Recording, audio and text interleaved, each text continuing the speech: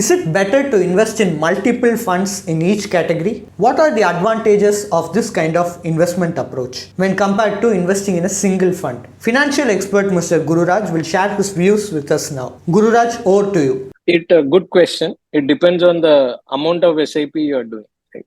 If, for example, if you are doing a 5,000 rupees SIP, I will not say diversified.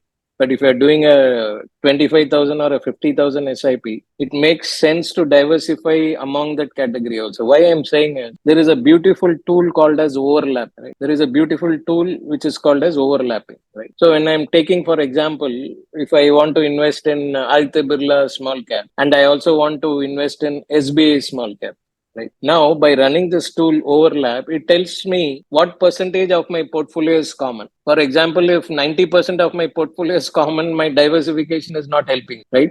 Whereas if I take two small cap funds where the overlap is only, let's say, 40%, which means I'm really diversifying in that category also. I think if the message is, if the amount is big, you should do diversification.